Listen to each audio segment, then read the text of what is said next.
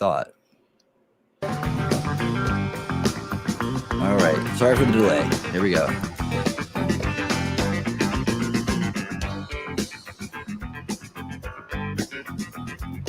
How's everybody doing?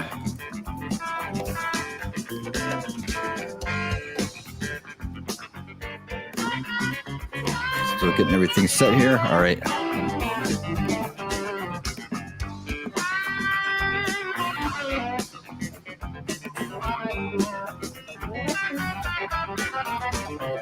So like right as I started streaming right before, I realized that America Untold Stories was doing a stream on the Grateful Dead. It's like he's doing the whole culture rundown. I'd like to hear his take it's on that.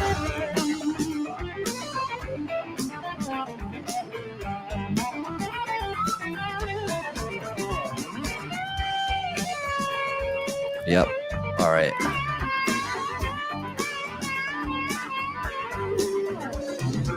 Let's see. I'm getting my chat up now.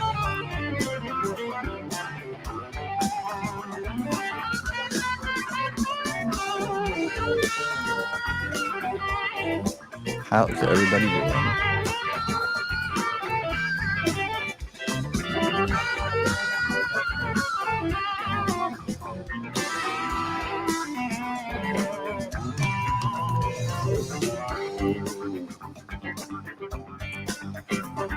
Good to go here in a second.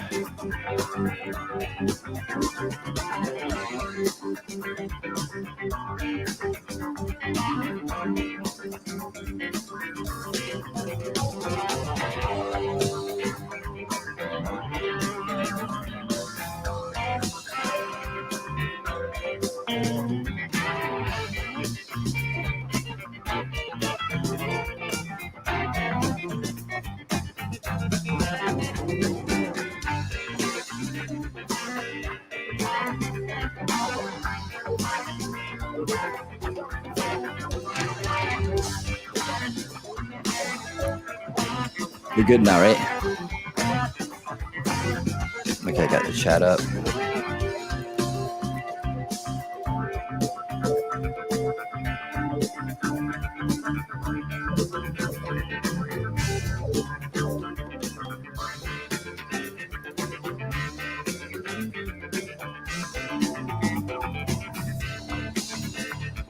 All right.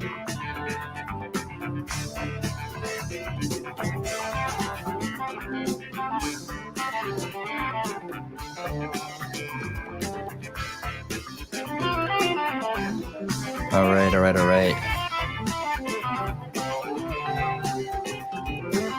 Good.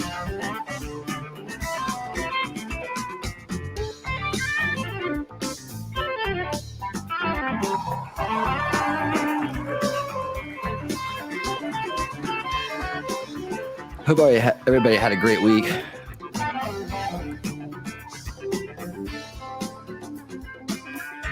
Got a lot done. For sure. Drinking my drink.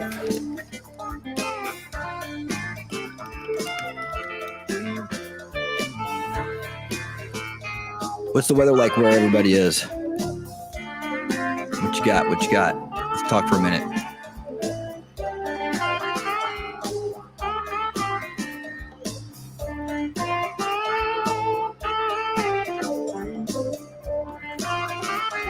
$60 degrees.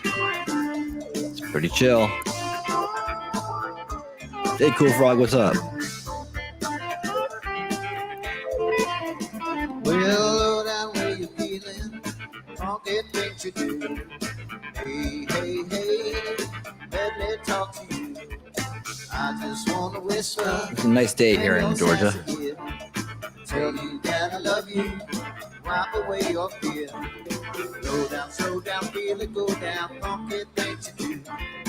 Hey, let me talk to you. Hi, how high can you go? Right behind the smoke, yeah, right behind the smoke.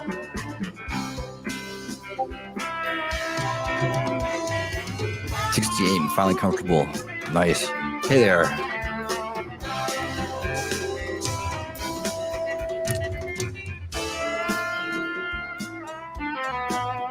Nice.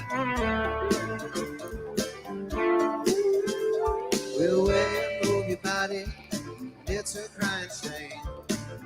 Right. I don't know what it got here today. It's something to probably touch the 70s, but it's kind of chilled out early. Nice. It was hot for a while. I was like out in the backyard trying to get the last little bit of sun before the fall, because the leaves are falling for sure. All right. Cool. Welcome. This is a new thing we're doing here. It's just really going to be like, one or two maybe articles or videos from something recent that's going on that kind of applies to what the ongoing theme is here and what we talk about. And I saw one today and I was like, man, this is the perfect opportunity to kind of talk about a couple of different things. And it's all wrapped into one little article. So we'll head on that way and take a look at it. I've sent out a few invites. This should be pretty fun because this is like the thing that I see when I like listen to Tim Pool or did that he's so close but never quite there. And this article kind of like defines it, and you can kind of see why. And this will be interesting.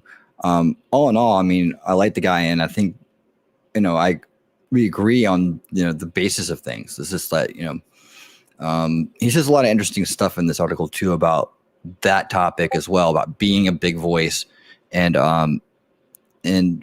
where he thinks he fits into all that. We'll just take it as it comes, but the article is called Planned Parenthood Changed Definition of Heartbeat. Abrams mocked for unhinged abortion conspiracy. All tied together. Now, Abrams, of course, I noticed this article because she's the individual trying to take over my state and turn it into what I can imagine it will only be a cesspool. I will be packing my house up and heading to Florida if that woman wins. So, yeah, I will not have a lot of good things to say about her. And especially if she pulls off stealing, which will only be stealing things from people. So she is well known in this area. Her people are all over the place. I was writing this the other day somewhere. And they go around just knocking on doors. Can we put these signs in your yard? And if you say yes, they'll put all the signs for the whole ticket, Democratic ticket in your yard. And if you take some of them down, or they'll come by and when you're not there, put more in the yard. And then they'll come back next year. And then you're kind of like the mark in the neighborhood of, hey, well, what are these people like? What are these people like? They'll come back through and they'll ask, like, who used to live here? How long have they moved? How long have they been gone? And try to figure out like where the extra ballots may be. And you'll see them like, no one's looking, try to go in the mailboxes and stuff.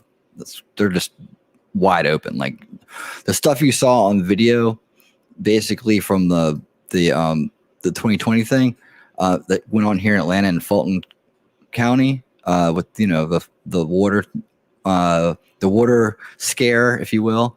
That didn't surprise me one bit. And the fact that they got him out of the room and immediately went under the tables to a special set of items that they had stored. It was when you live around the kind of stuff, it just doesn't surprise you. But it was interesting to see how everybody else could excuse it and play it off. Also very frustrating. Because in 2018, I said it. I was like, I saw it in the midterms. I was like, I saw what they did. And Stacey was a big part of that because that was her first governorship run. And that's when she didn't quit and just tried to count ballots, but she just couldn't count them fast enough. Just kept finding more. They were under every rock. I said, well, if we don't do something about that, that's obviously what they're going to do. They're going to try to keep counting until they win. And yep, that's what happened. It's like so many people saw that coming. I don't know how. I guess they had the old backdoor method going on with the legislation and stuff. And we're all so busy trying to worry about getting our lives back, just missed it. But yeah, so that could happen again here. And I'll be interested to see how we approach it and what we're going to do about it. So that being said, that's the background on Abrams and what she does here. Dang, sounds like a gangster town. Well, it's a gangster town with a smile on his face. And what I mean by that is if you go downtown, yeah, you get the full on city gangster feel, like in certain areas. But for the most part, you can walk around most places and not, during the day at least, and not have any issues. At night, you stay on the main roads and, nobody really bugs you, man. But, you get deep downtown where you don't really need to be at all. Then, yeah, you might run into some problems down near Centennial Park and up and around those back kind of like small little areas that a lot of twisting, turning, organic kind of roads in Atlanta. So, yeah, you get some trouble there, but out here in the burbs and around the big counties that make up Atlanta, people, they're not as gangster, like outwardly, like in the inner city. It's more like smile you in the face, stab you in the back kind of gangsters. They're always kind of like, it's a Southern thing. Like I'm from Virginia, so I didn't grow up here. Like I said, so I didn't get ingrained with that culture of how they handle things. Where I'm from, it's very direct. And, you call it out, you deal with it. You watch what you're doing, because if you don't, the people around there call it out and deal with it. So it kind of puts everybody in a level of respect and even playing field.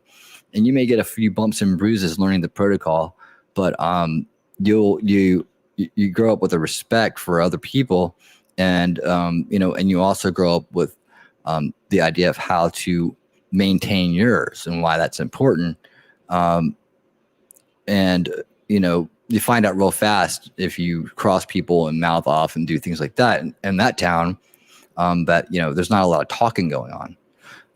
Well, here, somebody could be out to get you, but be acting like your best friend, and that's how all this is. They're all smiling and acting as friendly and as innocent as possible, but they're close the door and all this shit comes out. So yeah, that's not my favorite thing about this place, for sure. But the more local you get, the more it's like that. The thing about it is that when I moved to Atlanta, I spent the first decade and a half, maybe, just hanging out with people that weren't local. Like, honestly, like I moved down here with a bunch of college friends. Some were already here. Some came with me. Some left. Some showed up later. And we had a big group of college people, like I went to college with. I was tight with in college, right? That we hung out for decades together. And then when I got into this music scene, things kind of broke apart with all that, because some of them were in that music scene as well. So, but that's when we got ingrained with the local people, and that's when all this stuff kind of started coming out. Like I'd never seen it the entire time I was here, and then suddenly I was in this group where it's just mostly, people from here or around here or from here in Florida, and they had a whole different way of living than I was used to, and having lived in my little bubble from Virginia for most of the time I've been here, it just was very odd that people were, playing the games they were playing. So that being said, that's the way it is as far as gangster versus predator in this town. They act more like predators than gangsters. I tend to wish that people were a lot more direct around here than they are. I think a lot of things would get would be better off, honestly. But anyways, yeah. So the first part of this is going to be about Abrams. We're going to kind of get through that a little bit fast, and then we're going to get to the part where the name change took place, because that's where we're going to really start keying off on the main points here today. So if you guys are ready, we will get going.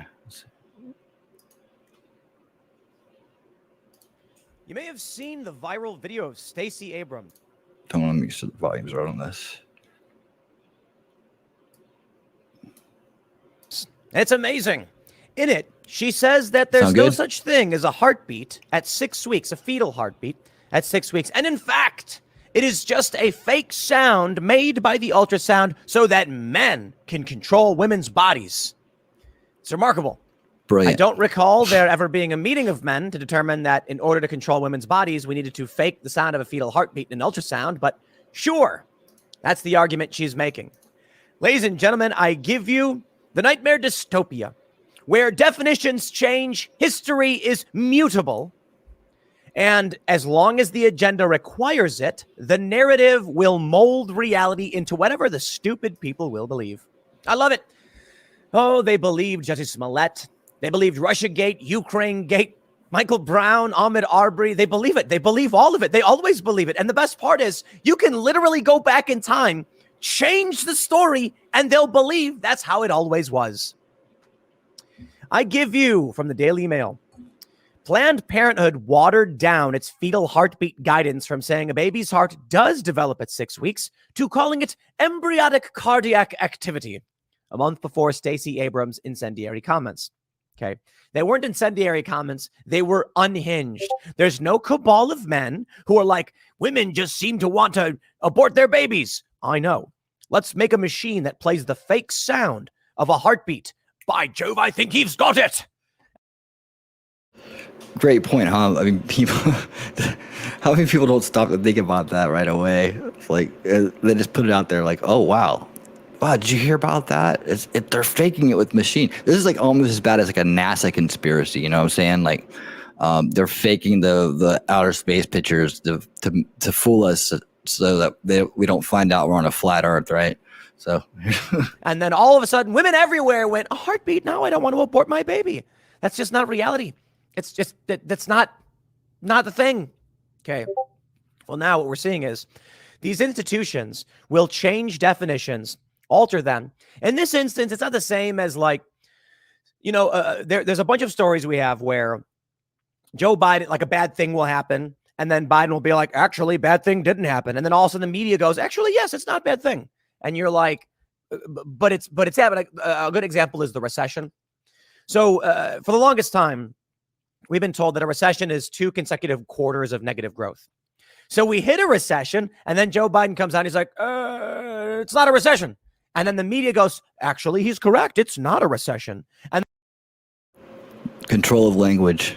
I always say it. I always call it out when I see it. That is control of language, and they're just you see the wielding of the power of that now is that they're not scared to even openly do things that in the past would have been easily called out and been a red flag for a lot of people. Now it's just like, oh yeah, no worries. But he gets to the point about why here towards the end. And then all of these woke liberal or just like corporate Dem people are coming out with tweets being like agreeing with Biden. And everyone's showing that like a year ago, you said it was a recession. Now you're saying it's not. This is the game they play. In this instance, Planned Parenthood recently changed their definition. Now Stacey Abrams is saying something nonsensical. So they got ahead of this one. This one could actually be that Stacey Abrams reads stuff like this and then believes the psychotic nonsense and comes up with unhinged conspiracy theories like there's some grand patriarchy. I love this so much. At least the Illuminati people believe that there's a multi-gendered approach to taking over the world. But these people are like, it's patriarchy. Yes, the Illuminati is only men. Okay, I don't believe that there is a grand cabal. I just think that birds of a feather flock together and rich, wealthy people hang out with each other. And I don't think that the world is completely under the control of one group of people. It's just nonsense. Okay, so he stops with that right there, okay? And I noticed this is one thing that happens a lot with him. This is like where he kind of plateaus on his ability to kind of see through to the next layer or level because he defaults to this aversion to conspiracy that he has. So he's going by the old school conspiracy content that's out there. The one where people were speculating about this, this small group or this 400 group or this 2,000 group of people that were operating like a well-oiled machine, all in cahoots with each other, all in order. But there's this very kind of organized thing going on. And for what it's worth, there probably is different agendas that are out there that are somewhat coordinated, but when you stop right there, because you just don't want to get mixed into that world of say, that doesn't seem possible at all, So, he sides on the side of what's more likely, which is an easy way to kind of get around somebody when you want to get away with something. It's like, they can always make it seem that way, right? But the problem here is that when you stop there, you don't go the extra kind of step and say, well, it could be the end that we're thinking about, but the way to get there, it doesn't necessarily have to be this fine-tuned, oiled machine of elitist, operating precisely at every step of the way, 5 years ahead of us. It doesn't have to be like that. So he doesn't really understand yet that there's a way of, he'll talk about it, but he won't call it out, a way of things coming together without planning them. It's this topic we haven't really gotten into yet, called emergence, which is kind of like spontaneous chaos or spontaneous order. I'm sorry. It's this human trait and this innate thing that we have. And we haven't got to that point where I start talking about that, because that's the key thing about how we get our side to kind of start working together. And this has been called out a lot lately, which is great, because when I see a lot of these things being called out by many different people, that means that we're kind of consciously as a group moving to that level, and and these things need to be talked about. So I tend to get in front of them and bring them up and really encourage it, because that's how we bring more and more people into that line of thinking, right? But when you stop here, right, and the millions of people that listen to them and super chat them and stuff stop there too, because hey, you stop here, you don't look like you're crazy, some kind of crazy conspiracy nut, like they're gonna, you're worried about ending up on the paper or people calling you that or something like that. It's again an old fear as well. You're nice and safe here, right? But what also doesn't happen is you can't explain things, and you can't create solutions when you can't explain the problem thoroughly and understand the moving parts. So let's kind of move forward here, but just trying to say, keep an eye on that, like where he plateaus in his thinking and why. So it's going to be an important theme here. Competing interests, competing elites. It's just conflict. It's conflict. With Donald Trump, you've got a civil war among the elites. Okay, is that true? I don't think that's true. I don't think that's true at all. He's, the civil war amongst the elites, like that's a very bad way to explain it. I think the establishment, anti-establishment explanation is right, from beginning to end, and it stood the test of time. I don't know why you would try to go into this idea that Donald Trump is somehow in with the elites or one of them, when all he's been doing is making money off of them and really just trying to stay away from them. He's not in the club. He's not a card-carrying member. He's not in the fraternity. He's not, he's not in any of that stuff. We've seen who his enemies are. I wouldn't say it's a civil war. I would say he's there to, do what he's saying and wrangle power away from them on behalf of everybody else. Some people make it, man. Some people do good in life and make a lot of money, and they don't have to be an elitist to do that. Some people create wealth for themselves, and they may get co-opted and brought in because that's the people they start hanging out with. They get to something here, something there. Someone's going to make them a lot of more money than they have. Some people can be swayed right on in, and I'm sure they're happy to accept people like that, as long as they can produce it generationally, right? Like a Bill Gates and so on. It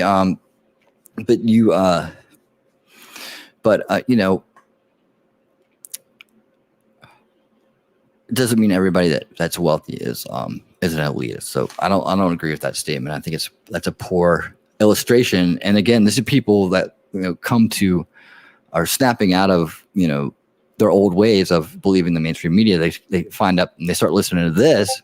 They get good information, but they kind of get almost like stalled at a place here with this content. And that's what was frustrating for me when listening to it. It's like he never could get over this. He never evolved past a certain spot. And I'm still hoping that he will, but I'll show you why. And now I give you this. Let's read this story. Planned Parenthood quietly changes its guidance for pregnant mothers at the height of the Roe v. Wade debate earlier this year, from telling them a baby's heartbeat could be detected at 6 weeks to instead describing it as activity that sounds like a heartbeat. Oh. The advice... That's some think tank stuff right there. That's think tank stuff that comes out of these people. We got to figure out how to do this.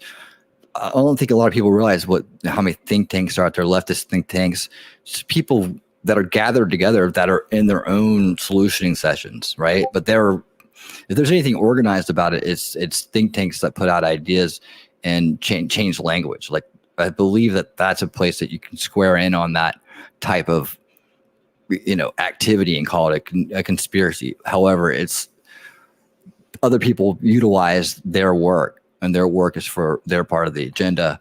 I don't think they're very, very coordinated. It's just that, when everybody's behind a single idea, even it's like, everything the other side does is bad, so we have to do the opposite. Or that, which, now is like kind of pushed forward that people can have ideas and take many paths to get to the same place, So if you have those values and those principles in your mind, then your actions and the things that you pursue will produce those types of results, especially when it's a deep belief system and that you feel like, you are doing something bigger than yourself. Ice changed sometime before August this year and was picked up on by scientists at the time, when the country and the world was debating America's position on abortion. The change gains new relevance today in the context of the controversy surrounding Stacey Abrams, a Democrat who said earlier this week that a 6-week fetal heartbeat was a manufactured sound invented by men to control women and prevent abortions. The old Planned Parenthood advice contradicted her explicitly. It told mothers that a very basic beating heart and circulatory system develop in weeks 5 and 6 of pregnancy. The new advice offers this more watered-down version. A part of the embryo starts to show cardiac activity. It sounds like a heartbeat in an ultrasound, but it's not a fully formed heart. It's the earliest stage of the heart developing. Heavens me! Cardiac activity cannot occur without a cardiac, right? I'm kidding in how I framed that. Hopefully you understand. You can't have heart-related activity without a rudimentary heart. And yes, there's a fetal heartbeat. It's like you can actually see it doing its thing. Here we go. Initially, it said, what's happening during week 5 and 6? The embryo is less than 1/5 of an inch.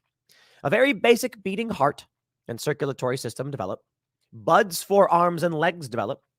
The neural tube begins forming. The neural tube will later form the brain, spinal cord, and major nerves. The bud of a tail develops. Ugh, we have tails.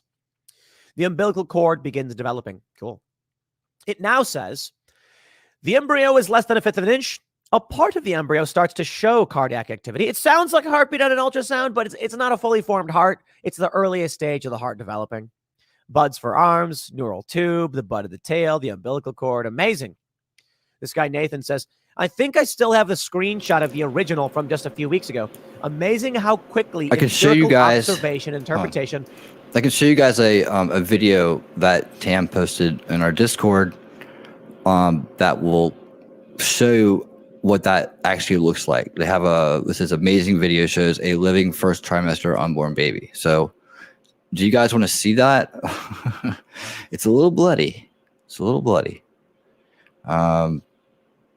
Let's do it like this.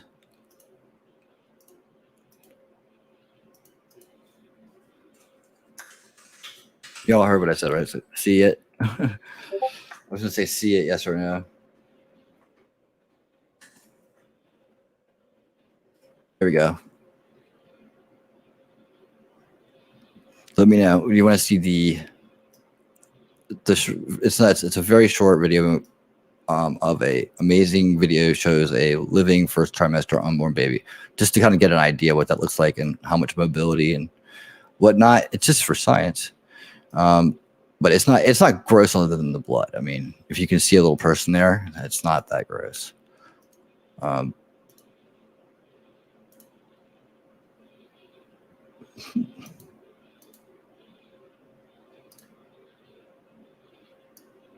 do you guys think? What do you think?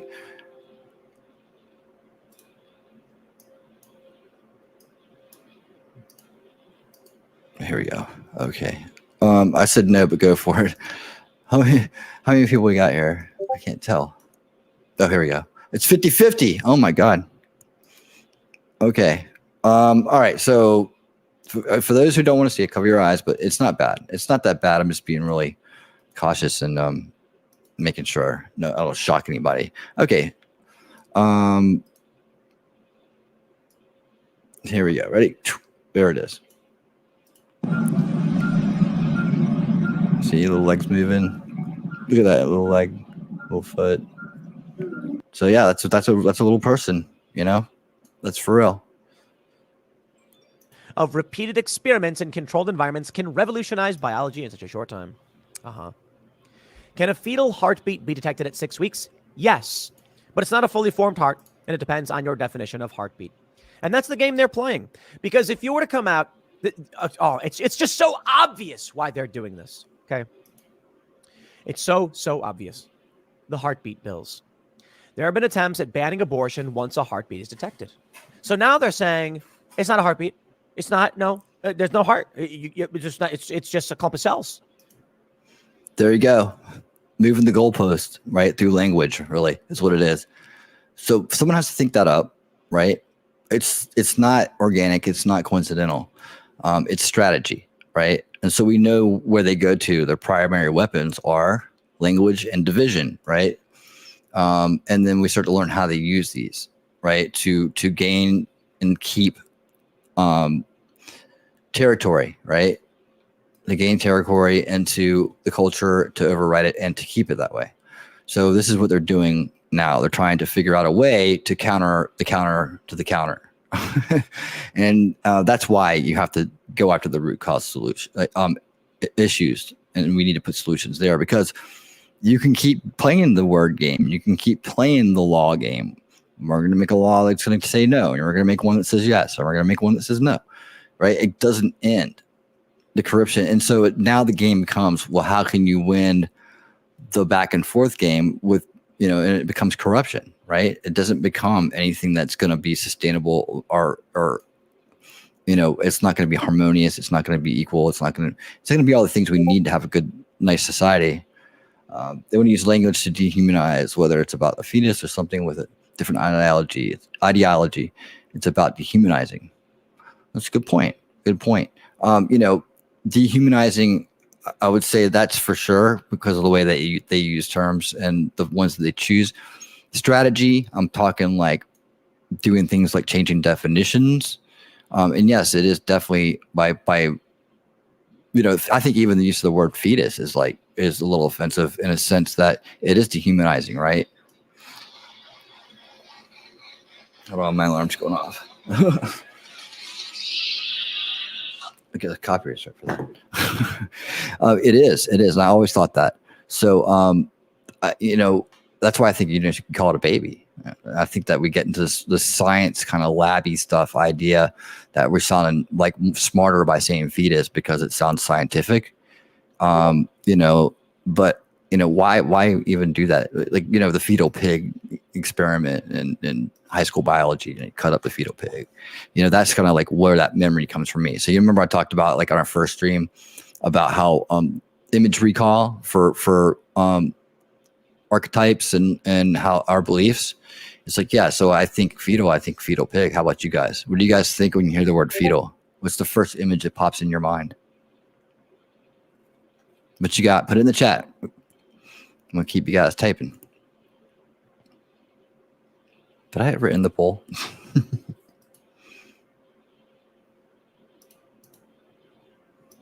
What you got? What you got?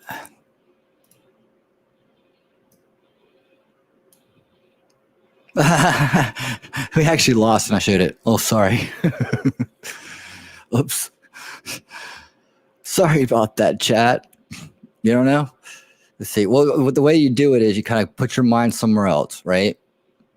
And then you say feel, and you're kind of just like staring inward. You just look for the first flash you get, the first flash image. It could be like 1 second, but it's whatever that is. That's the root of that archetype. So that's how you identify what the influence is on that. We talked about that in terms of like how people perceive war and versus what the reality of war is. And we gave other examples as well. But I can review that one day. But we went over that a couple times. The point, I should make a video about it. But the point is like the brain OS, how it works. It operates off images, not words. Words are just symbols, compiled and arranged in a way that we understand them, but they're still a visual reference, believe it or not. So that's just even though we hear the words, that's an evolutionary thing. We hear the words, but we start out with images. So if there was no language, we would see images as our inner voice, not we wouldn't hear it. Okay, so let's see, where are we at? You know what, man? I'm not a fan of abortion.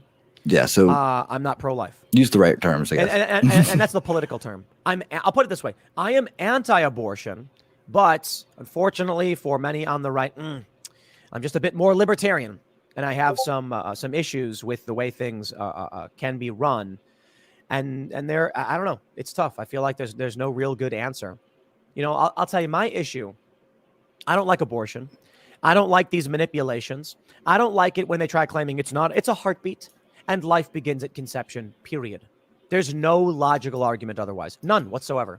Every time I've had a debate with these pro-abortion people, they come out overtly they always have a different definition of when life begins. I think it was Vosh who said sometime after birth. It's like, dude, what is your criteria for being alive? You can see some really good stuff right here. Again, it's really solid stuff. It's just like, take it one level deeper and you'll kind of see what I'm talking about. We'll do that. And then it starts to become obvious. Why is it that these Democrat types, these elitists, are okay with lying to everybody? Because their view of whether or not you're alive is based upon your ability to comprehend. Okay, there it is. So this is the premise of what he's about to talk about. That the ones that lie to you think if you're not smart enough to understand that they're doing it to you, then you deserve to be conned, hurt, taken advantage of, so on and so forth, right? And he says because they don't value anything but intelligence. He's right on a level. He's right. I mean, that makes sense in the way he's putting it together. However, if you take it one level deeper, right, than this, what you're going to see is it's elitism, right? That's the cause of this, what he's talking about. So he's not on the root cause. He's pointing out the symptoms of it. The root cause underneath of it is the elitism that powers that, right? Because they believe that they're better than everybody, that other people that are not like them are just property to be disposed of. So why would you care to tell the truth or be honest or do anything, moral right, or treating this other thing, on the same level as yourself if you thought that way, and just keep that in mind as we go ahead. That it's not that they value intelligence; it's that they don't value people that they think people that are not like them are property, basically there to serve them. That's the elitism. That's the driving ideas and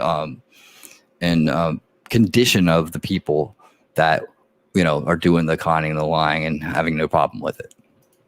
And there is a big distinction between them and us. Now, let me just say, before I get into all that, when it comes to the issue of abortion, I don't like the idea of the government requiring proof or evidence. There's a privacy issue. Like the original Roe v. Wade was an interesting ruling. I think once the baby is viable, it should not be allowed because the baby can just survive on its own. And as viability through technology is becoming earlier and earlier, well, then so be it. And then there's challenges there. The government forcing an individual to provide their body to another individual is a worrying thought to me. So I think it's an important thing to point out.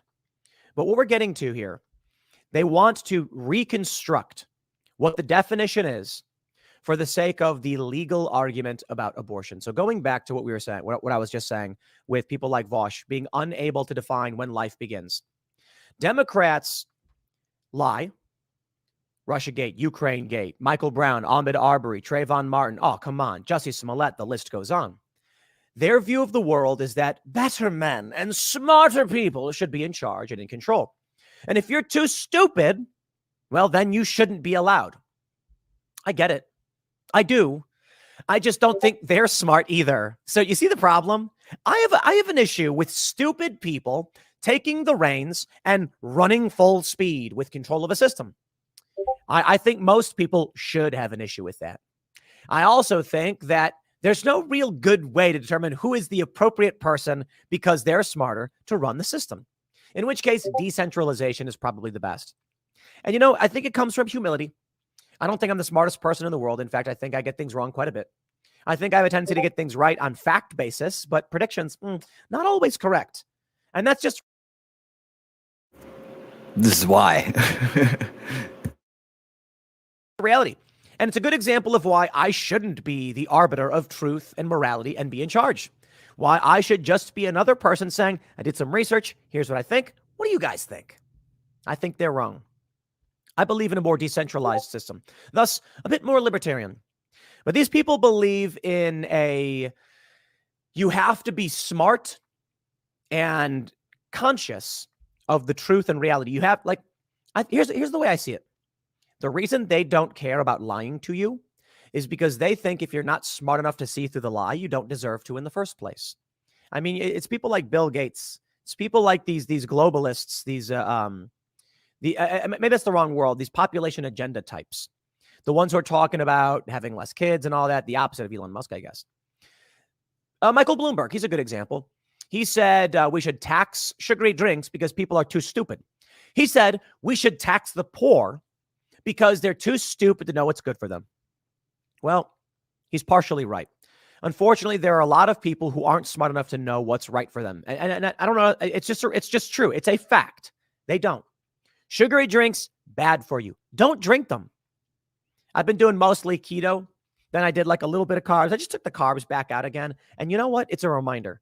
Cutting the carbs from my diet, I feel better than ever. It's insane. I feel like there's electricity surging through my body once I cut the sugars out. It's nuts. Just more fats, bacon, just bacon and eggs. Go nuts with it. Here's what they think.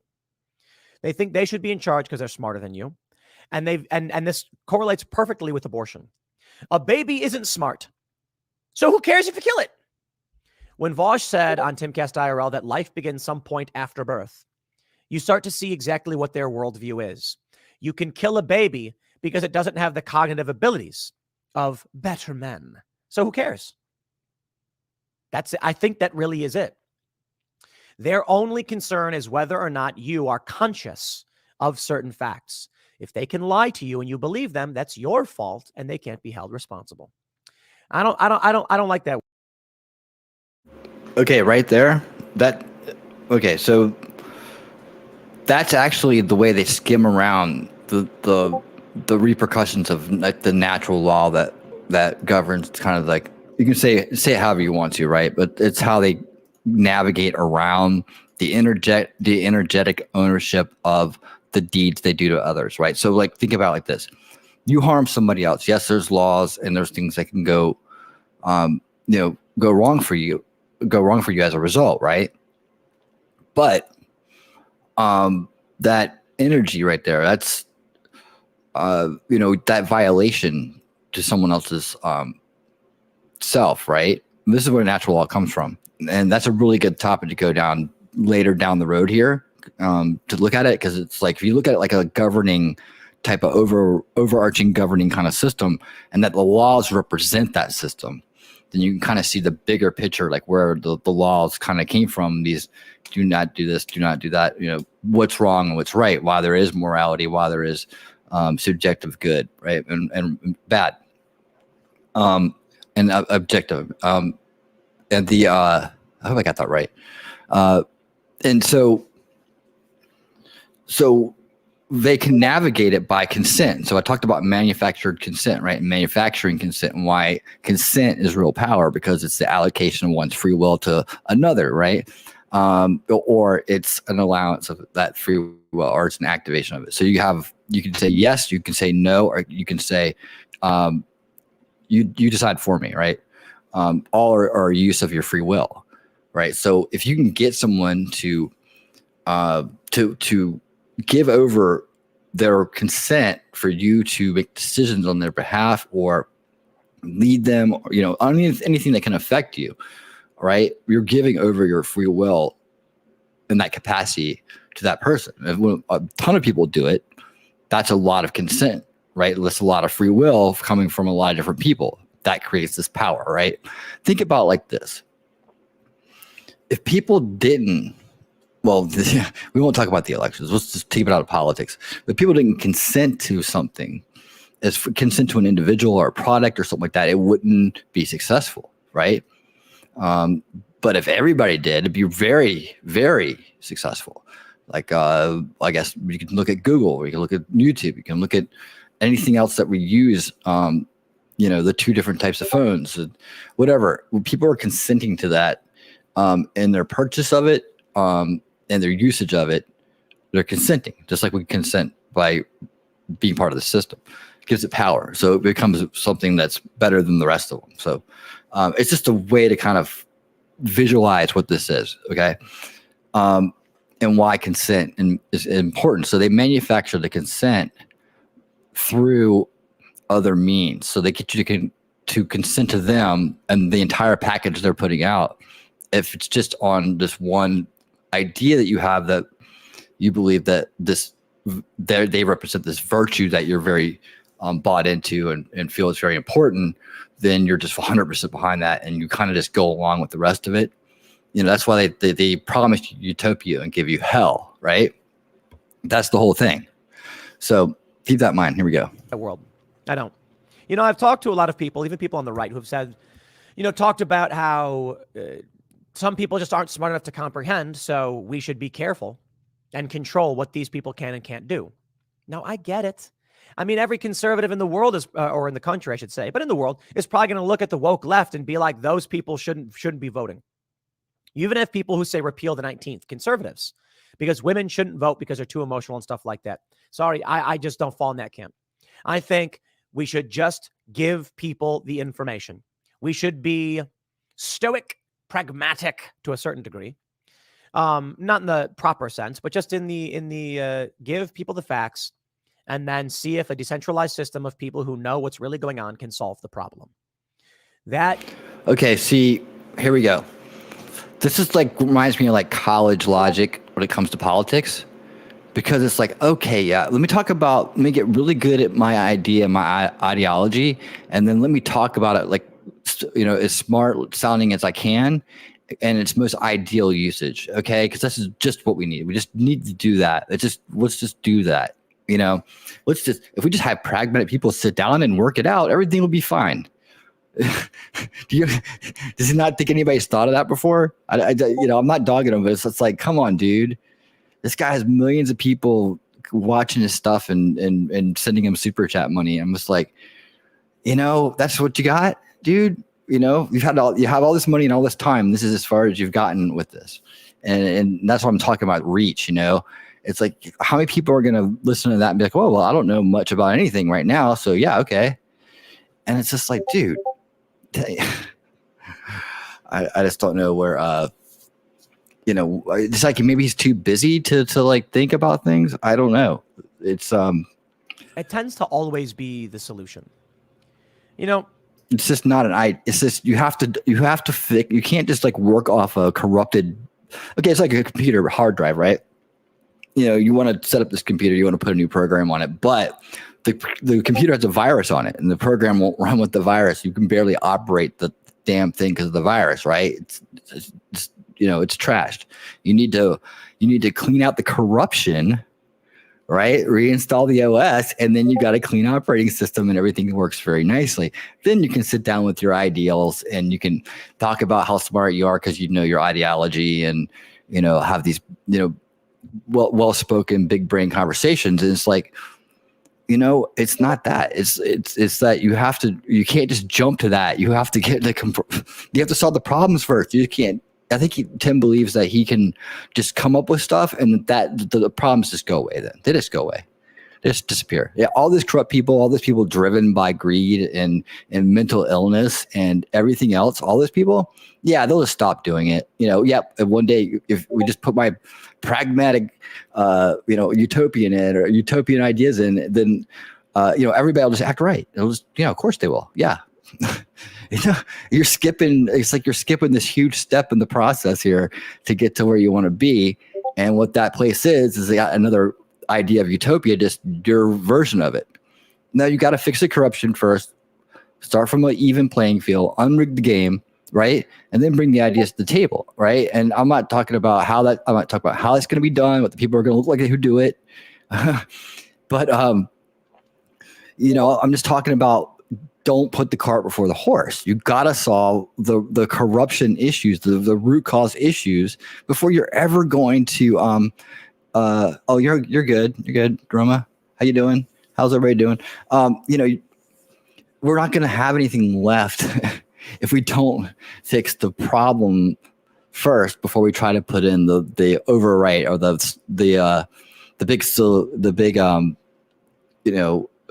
ideas that are supposed to fix all this stuff. It's not going to work. We've been trying to do that for 100 years, 100 years or more. It's a game at that point. Then you're playing the game with them, right? So you're into their game and they'll just run you around in circles. Here's the problem. Oh yeah, here's the solution. We create the problem, we'll give you a solution, right? Meanwhile, you're giving more and more consent away. You're getting more and more less. You're getting less, and things are going downhill, and nobody can figure out why. So, it's like, how do you make that logical jump to say that, okay, well, things suck and here's all the reasons why. And we just need to do this and everything will be fine. Okay. You can build one supercomputer or you can network 1 million computers. And a network of 1 million computers is as powerful or more than a supercomputer. Here's the issue with humans. People like Stacey Abrams, these Democrats, they think they are the supercomputer, but they're not. They're really dumb. But they think they're smarter and better than you, and thus they should be allowed to run things. And therein lies the problem. You shouldn't, because you can't. There is no smarter person. There is no smarter human. We are all, to a certain degree, stupid. You may think you're clever because you know how to set a trap. You may think you're clever because you can win a debate. But winning a debate is not the end-all, be-all. I saw recently this video of it was Herschel Walker, I think, and he's like, I'm not that smart. And Warnock, he's a preacher. He's a smart man. He's going to embarrass me. I mean, that's all true, I think. But let's take a look at this. Is the epitome of human value in intelligence? I don't think so. I think there's certainly high value in intelligence. And I think an intelligent person with good work ethic can save the world. Somebody who is strong can also save the world in a different way. And I think it's among the Democrats, they don't value that. A strong man or woman, trained, a fighter, not a thinker. Can they do as much as the smart man? They could do more, technically. How about this? How many pencil pushers, paper pushers, what's the right expression? How many of them stopped Hitler? Actually, a decent amount. Their contributions, cracking the code, making plans, it was all necessary. But it was impossible without strong men, not smart men. Now, to a certain degree, there's intelligence and there's strength. But my point is, when I look at a life, I don't judge that life based on whether it can think. I judge it based on whether or not it's an independent life. When it comes to eating animals, I am no vegan. I'm going to go enjoy myself some fresh bacon after I wrap up this video. Because I understand what life is. We are humans. We are omnivorous. We eat plants. We eat animals. We do our best. I understand that we may want to preserve and protect life at all times, but not all life, because certainly we have to eat. We have to eat plants or animals. That's life too. And that's just a reality. We're not plants. We don't just absorb sunlight. Well, some people think they do. I recognize the nature of reality. A story I like to tell is about my Ukrainian friend who was telling me about how they were doing right by the rest I don't think he understands the nature of reality, but we'll let him go with it for now. of the world, or they're trying to save the world and all that. And I was like, you're using this computer that was made by slaves in Asia. It's not about the world. It's about your immediate friends, family, and community. This was years ago, mind you. But that's true. I sit here staring at a very expensive camera. I've got very expensive speakers and monitors, probably produced by crippling slave labor in a foreign country. And I get it. I'm not so stupid that I would ignore the fact that I'm able to do this because there are people who make substantially less money who build these machines for me so that I can sit atop some ivory tower or sit within the city, the shining city on the hill, and have access to this. Now, I wouldn't mind spending more money for it, working harder if it was American made and stuff like that. And so we do our best. But this is the nature of the world. And so we do our best. We try not to be exploiters. We try not to entertain slave labor. I can't stand Apple. So I try to avoid it. Not like Samsung's all that much better. It's tough. It's not easy. And you can sit here and pretend you're some noble activist who's like, I will only eat plants and I won't use devices made by slave labor. It's like, dude, no matter what you do, you want to be effective, recognize your position in the hierarchy of the world. And that means some people have it bad and some people have it good. I'm not a fan of everything, and I wish we could have this utopian, lateral, communist-style society. I mean, ideologically, I don't think communism works. But this idea that we could all be equals and shake hands and trade freely and truly respect the value of labor, and yeah, right. It's never going to happen. So long as there are exploiters and smart people, it's just not possible. Or sociopaths. Manipulators. Okay, he's right over the target again. He's right over the target, but he just won't drop the bomb. It's like, yeah, you get it. And so that's where you go to solve the problem, right? But just, And that's what I see here with the Democrats. They don't value life. They value calculation. They think your value is in your ability to produce for them. And then they claim Republicans are all the same. Well, let's be real. They point the finger at Republicans, and many of those Republicans are exactly like the Democrats, the uniparty establishment elites. They don't care about regular people. I do worry sometimes. Bill Gates, he thinks there's too many people in Africa. That's kind of creepy. Okay, whatever. Now he's bringing corn to Africa, and I just don't trust him. I really don't. Here's a guy who goes on stage and he says that there's too many Africans. And then he's like, I'm going to go give them all injections and food. And I'm like, I don't believe you. Don't. I suppose the argument is that he's saying that if you bring technological advancement to Africa, that will naturally result in population reduction like we see in other places. I don't believe him. I just don't trust the guy. He flew on Epstein's plane. I don't think Trump ever flew on Epstein's plane, but there are photos of Trump with Epstein. So it's like, dude, I don't care who you are. I'm not going to sit here and defend anybody. I just don't. Get these creepy weirdos out. Let me show you some. Dictionary definition of female mentioning gender identity draws criticism. Oh, they changed definitions. Here's another one. PolitiFact. The White House is now trying to protect Joe Biden by changing the definition of the word recession. False. No, it's true. Bill Clinton. The colloquial definition. You see the games they play? yeah, man, I do.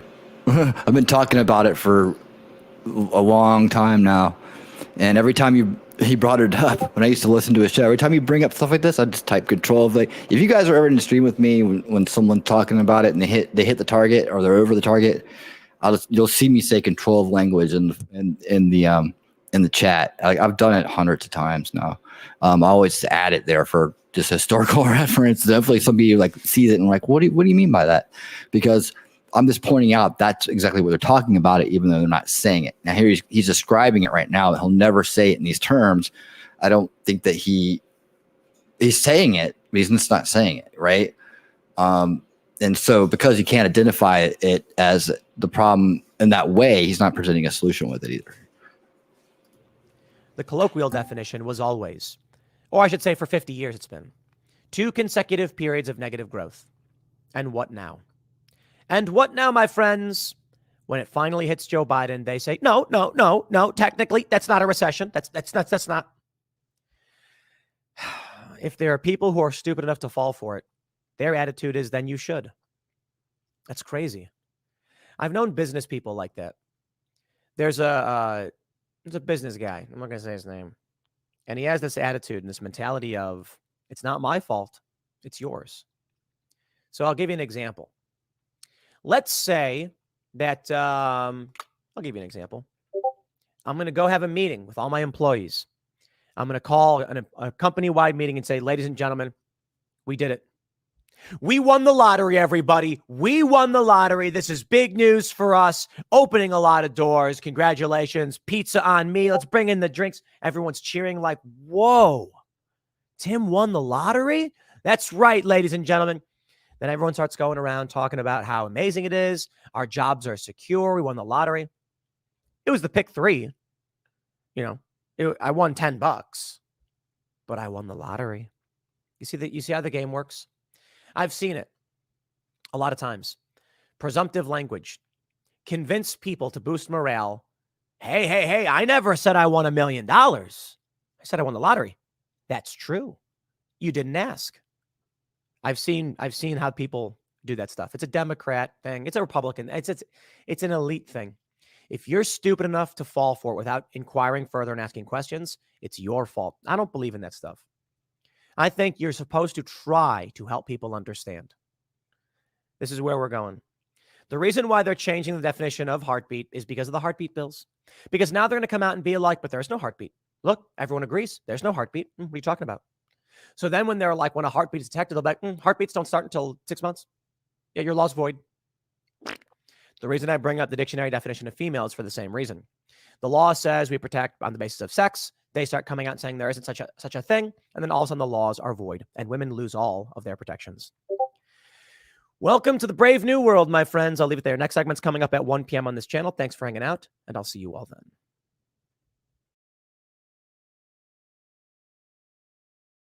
All right, well, there you have it. Okay, so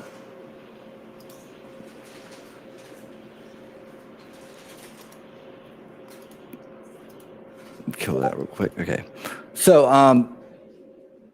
what I'm saying here is that there you go. He hit all the root causes, right?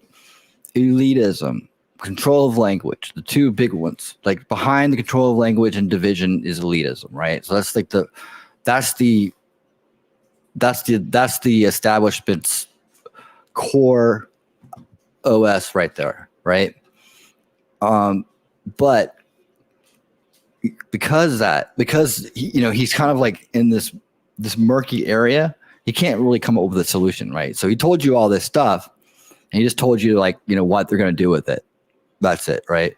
So there you go. So what do you do when you're stuck with that limited amount of information and you're not as savvy as the winners here in the chat? And you all are winners, that's for sure. You get stalled out. So I don't know if I've ever told you this before, but I've definitely started to mention it. I'm starting to mention it more about I think I'm pretty sure I did, about the way that the way the mind accepts new ideas, and the way that they make decisions, right? Whether it's an idea decision or a product decision or anything like that. So when it's something new, right, and you don't know about it, but you end up getting this thing, or you end up doing this thing, right? The first thing you come into is awareness, right? So awareness is like, oh, there it is. This is what that is. Did you know about that? That's what that is, right? So you're just like, oh, now it's in my brain. Now I didn't know what this was before, but now I know it. I'm aware of it. I'm aware that it's here. I'm aware that it does this, whatever it is, right? And then research, so you understand more about like how it operates and what's the background on it. You get the basis, right? You're laying the foundation for the belief through awareness and research. The next half of that is consideration and decision. So in consideration, you're deciding. You're starting to consider whether this is for you or not, right? And then you go on to making a decision. So you're examining ideas and content, however you're seeing it, to get you to the place where you either buy in or not. So buy in, believe, whatever. You can use them all the same way. It's all around you. So you can watch this, and that's how people market products, especially in the B2B world. The first round of emails you're getting is awareness, and the second round you're getting is research. And if you're clicking on those, you're going to get consideration and decision eventually. And then hopefully by then you're a customer, right? That's the idea. That's how it works. So same goes for the rest of us and what we do. So when you're stuck in awareness and research, which he just did for us, he rose awareness about this, and he showed us some research, right? He backed up his points. So, but we're, the consideration part is definitely up to us. The decision to act or believe or buy in or do something about it. Well, we can't make that decision if we don't know what to do, right? So that content's missing. That's also consideration to act or not to act. We're missing that content, right? So that's what we're talking about here. That's what solution culture is about. It's about moving away from awareness culture, where we're kind of at right now. Just learning about things, waking up. Period. It's now working on its own. We don't have to facilitate waking up as much. We also know that there's a group, a very large group, that it just can't be woken up. So we have to kind of move on from that, and that's why it's time to go and move towards actually doing some stuff to get things done and get this nightmare behind us. Because if we just sit here on our hands listening to Tim Pool and others, and no knocking on Tim, and I'm not hating on him. I'd love to sit down and talk with him one day, and I think if I did, we'd make some progress. I definitely could help him step through a few doors he's seeming to not know that's there. I don't know. Maybe behind the scenes he does, and he just doesn't do it. I don't know. Some of that has to be guesswork, but I'd have the conversation with him. I'd love to have the conversation with him. And I think it would do a lot of good, because I've been watching him since before he came over to this side. If he's even on this side for what it's worth, at least left the other side. And I always felt like he was going to make it to the other side, like I have with a lot of other people that have actually made it to the other side. So, so that's the deal with that. So when you don't have the rest of the story or the rest of the pathway, you can't get to the solutions. But now is the time for solutions, because if we don't do solutions, then we're going to lose. That's just the end of. It's going to get worse and worse and worse. And Tim will be here to tell us about it, and and then his solution is to kind of run off into the woods, and that doesn't work for everybody. And I don't believe in giving up. I don't believe in the peaceful divorce thing. I'm not for that.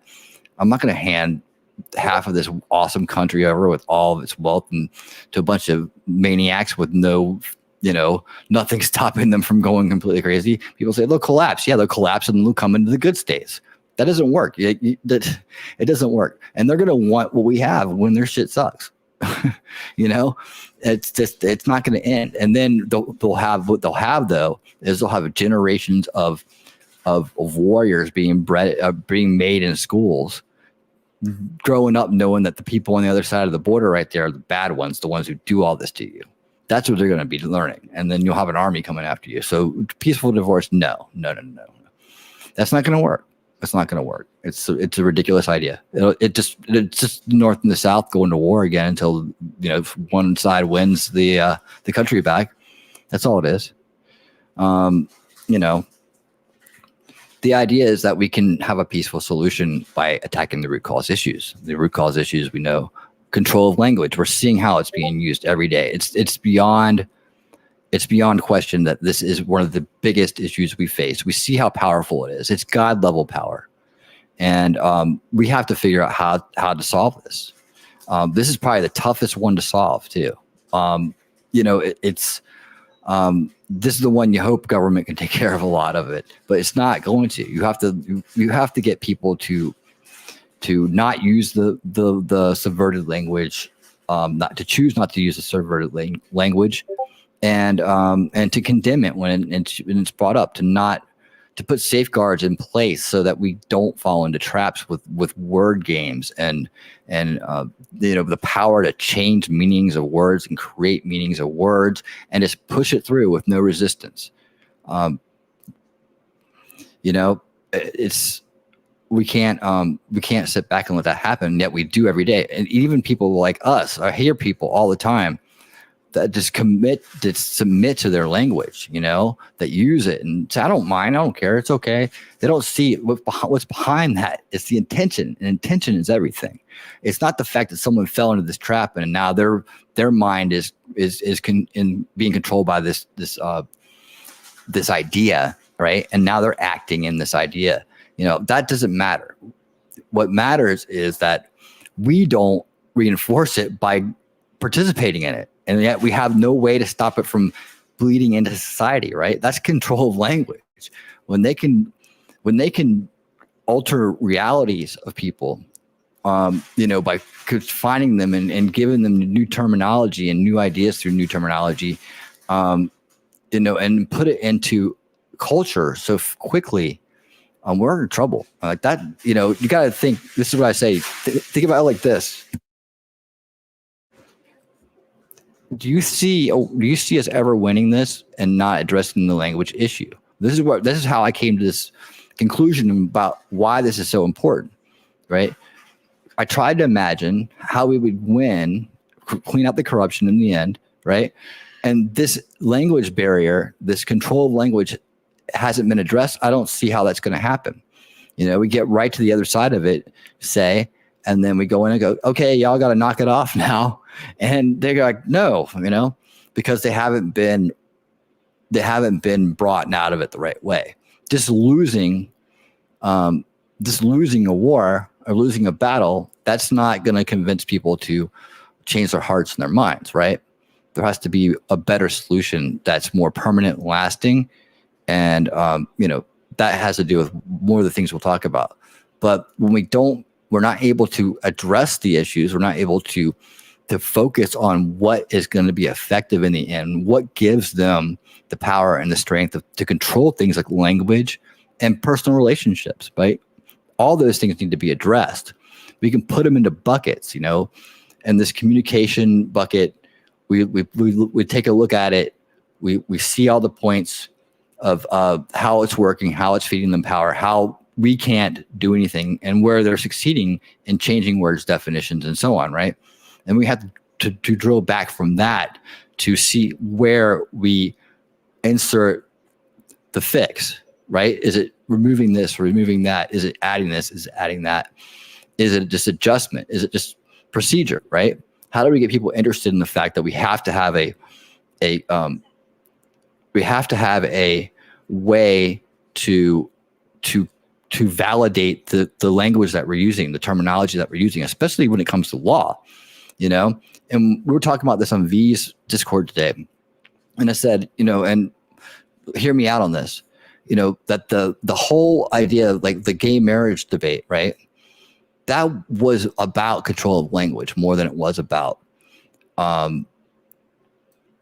much as it was about human rights. Okay, so they didn't need to choose that word. In fact, if you saw the latest Crowder video, it's in our Discord, that I added, has a pink guy on the front of it, all blurred out. That dude was saying the same thing I've been saying, and he's calling for a brand split the same way I'm calling for it. In that, he didn't want any part of it. He would have been happy with just whatever term they had. And he's not behind all this stuff that's going on now. He sees that it's going to be a big problem, and that implosions are coming, and that, it's stuff I've been talking about for a long time as well. It's getting ready to go down because the big M is coming, right? So he was saying it. So I told the story. I lived in Midtown Atlanta for many years. I mean, that's home court, man. That's, it's a fun little scene, but it's dominated by that the alphabet. So, you learn a lot about that community and what's going on and what's real and what's not. Of course, this was 10 years ago before it got all crazy. So I know what it used to be like, and I know what people were like and what they were talking about. They didn't care about as I always say, like, what church did you want to get married in? I'm like, no, I don't want to get married in a church. Well, then why did you care about it being married or not? We don't. I was like, man, you guys know you missed out on $1 million marketing opportunity, because, if you pick a new word, then you could choose whatever it is, and that can be your big thing. You have T-shirts, you have all kinds of, man, you could just go to town and you just take the government out of the marriage business. That's what should have happened. Really, that should have been the wake up call, to take government out of the marriage business, right? It shouldn't have been that we changed language. So we changed language, right? We changed language. And so now, since then, that's the thing. That's the thing. They got that through. They made that work. And now they've changed so many things that we could probably spend a whole show talking about them, right? Every single word, every single meaning, how they did it, when they did it. Documenting this stuff too. Now that I'm talking about it, documenting it, having a timeline, showing it, is a way to hopefully affect it. In a sense, at least to say, hey, we need to do something about this. We need to stop the bleeding here. We need to have a way that we validate these terms. Because we can't let it keep going. They're never going to stop. Right now, they're going after women and men, right? People forget they're going after men too. They're going after what it means to be a man. They are, because they're trying to say men can have babies now. You see what I'm saying? It's coming from both sides. It's like, it's just the female one gets more attention, right? But they're doing them both at the same time. We can't forget that. And so before that, it was the genders. Now they got the genders things where they can make up all the genders, and now they use that as a way to start erasing the old ones, right? Before that, they erased the institution of that, which was marriage. I mean, they changed it so it could mean anybody, anything, which it never should have been in government's control in the first place to be changed. But that's a different story. Okay, and then so what's going to happen next? What's going to happen next? How about parent? What happens when parent's not an important word anymore? I mean, they're already trying to work on mother and father, right? Well, when you lose the word parent, you lose parental rights, right? Yeah, there you go. So you can follow what they use to control language to do to predict and figure out what they're going to do next, or how to counter or resolve the issue, right? It gives us all that information. Taking control over language is control over information, control over communication. All these things get controlled. However, you can interrupt the medium if possible.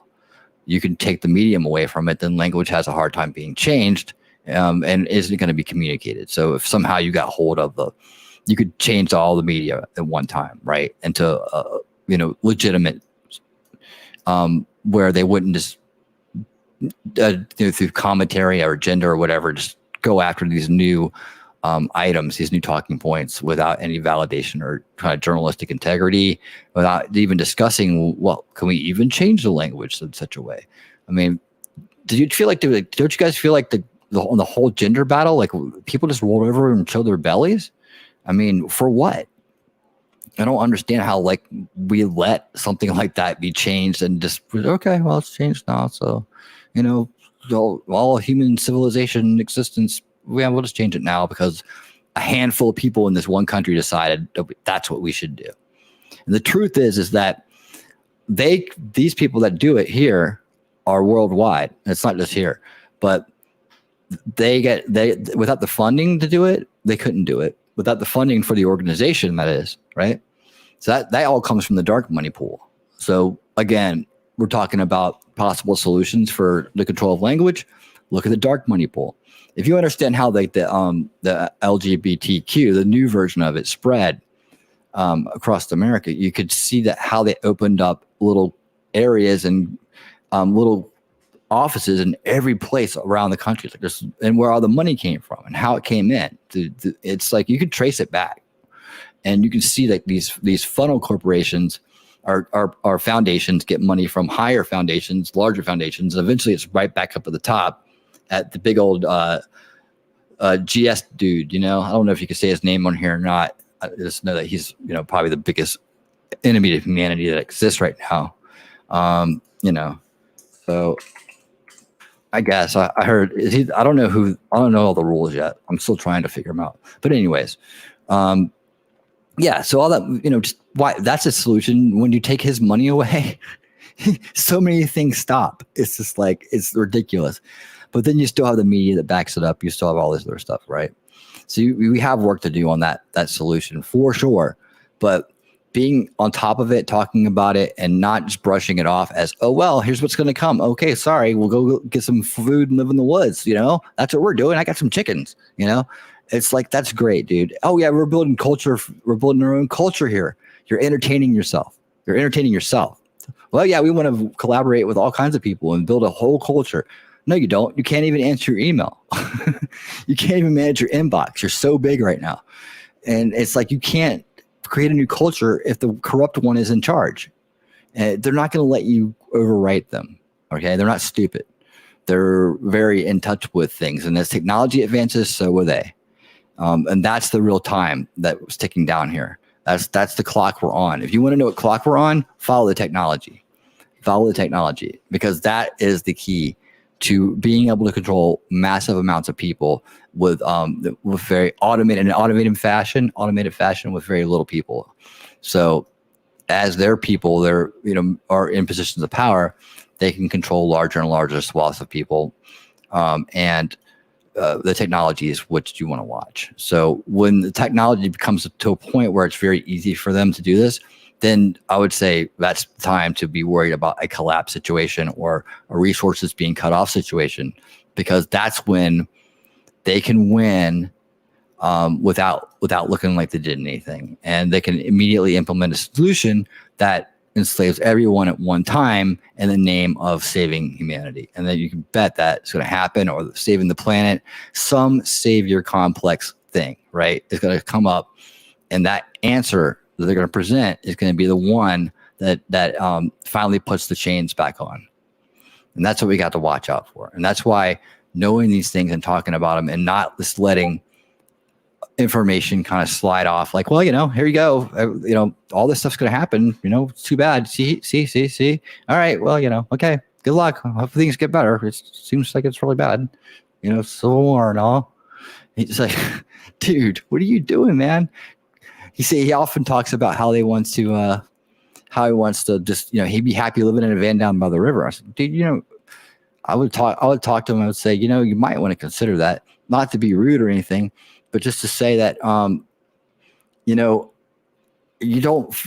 want to go to the next part of this. You said it in your video right here. Maybe I'm just be the guy who says, I got an opinion about this and blah, blah, blah, blah. A lot of people think you're smart. A lot of people listen to you, and a lot of people take their information from you. You have a bigger responsibility. And as much as you talk about how other people have responsibilities, bigger responsibilities, social responsibilities, I appreciate your libertarian leaning, but doesn't mean you completely isolate yourself, or you completely check out of the bigger picture in terms of society. That doesn't work. Those people with those ideas are too extreme in that ideology. They're too ideal in that, like kind of like what we're hearing here.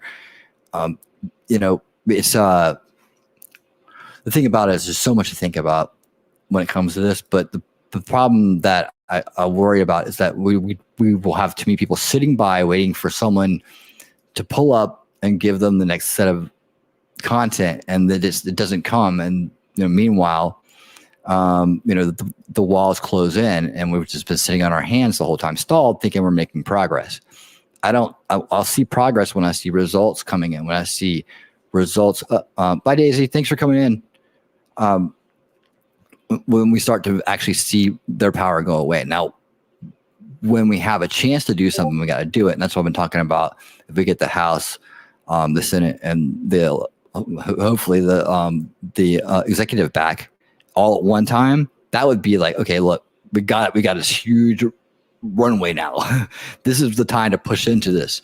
So in the coming years, as we keep growing, we keep talking, we keep looking at things and talking and building our solutions together, we'll be ready to help hopefully push those out in a bigger, more meaningful way as the channel grows and we grow as a community, and have those in hand to push out over top of their solutions, should it come to that.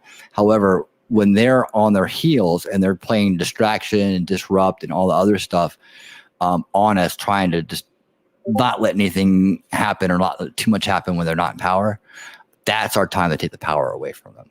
That's when we really hit them with the root cause solutions, and we don't just play back and forth on the symptom management stuff. We don't just try to push people into a corner. We want to break them free and understand that there's only the establishment and the anti-establishment. You either are being used by the establishment or you're beyond their influence now and you're over here, but you need to be part of this and understand what that is. And then we have the true paradigm that overrides what gives them the power. We solve division, we take the language back, we clean out the corruption, and we put our ideas back into play from a level unrigged game. And we got some time left. Let's hope good things happen in November, and that's the start of another cycle of good things happening. I don't think government's the solution. I think it's a way to stop the bleeding, and I think it's a way to undo some things that should be at that level, but it's up to us at the same time to undo the things around us. Like no one's going to fix this. No one's going to fix the division in society and their ability to manipulate words if we don't do something about that, So, yeah, well, it's hard to trust them. It's hard to trust everybody. The only thing I can tell you, there you go. Right, Ron Paul. That's what I've always said. If you want a Ron Paul, and I'll even say it to the other side, and you want a Bernie Sanders, though I think you guys are crook. You have to have a Donald Trump first. You have to have a wrecking ball to go in there and clean out the corruption, who could take the punches, take the hits, is beyond their control, beyond their influence, beyond and they can protect themselves against the wealthiest, most resourceful people in the world with all the power. Man, that's a huge job.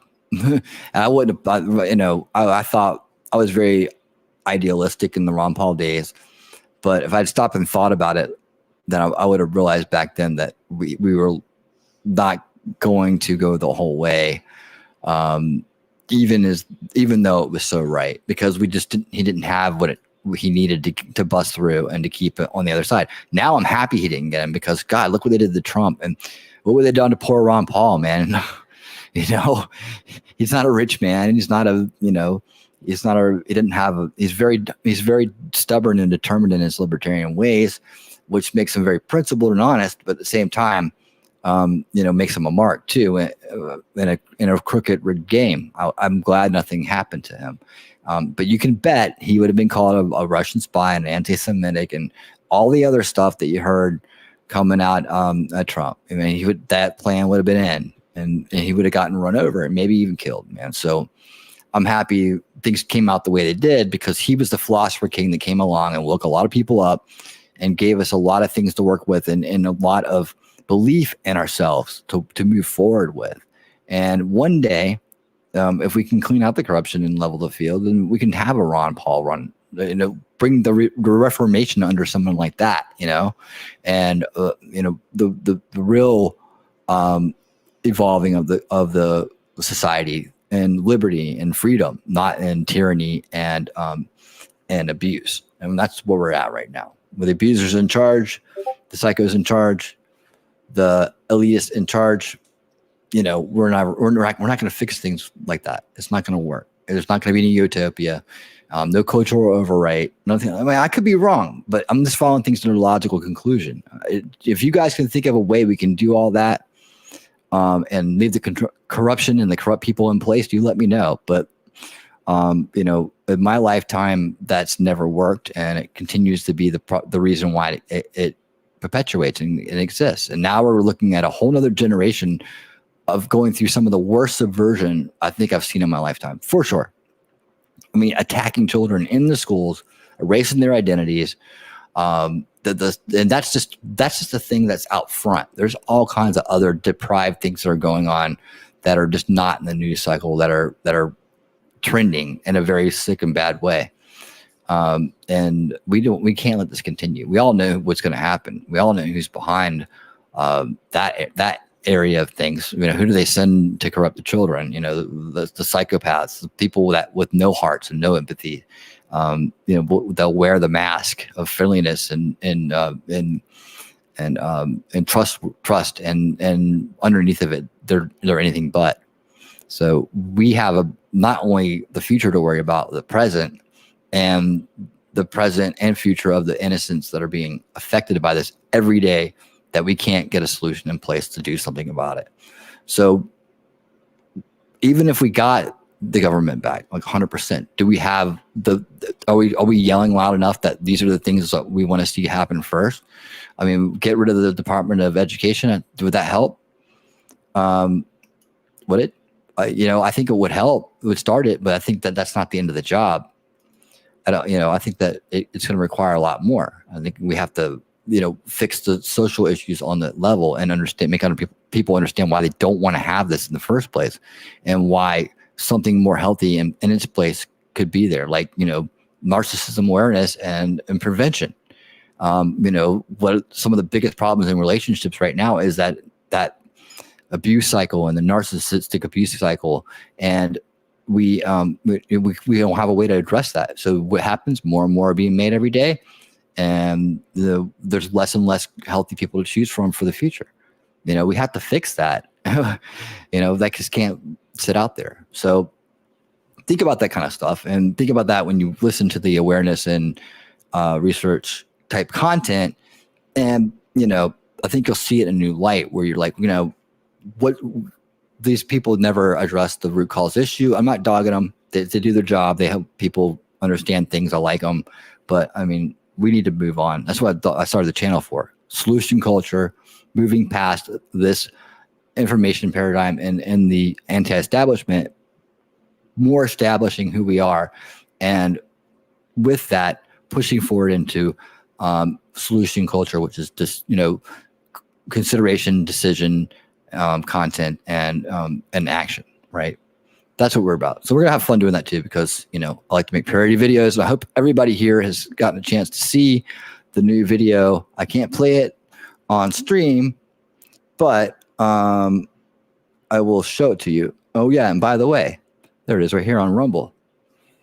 It's also on YouTube. You see it's doing really well on Rumble. I have 1 view. I'm pretty sure that was me. And then you can see the Unbreaded Chronicles is coming along really well. Starting here with day 1. This one's doing pretty good. For Rumble, I got 14 in 4 days. It's awesome. Or wait, hold on. Well, more than 4 days. But I've gotten up to 12 days now. And I do 4 every weekend. So there'll be 4 more coming out by Sunday night, Monday morning. And we'll just keep on hitting it. And yeah, so there you go. Please check this out on Rumble or on YouTube.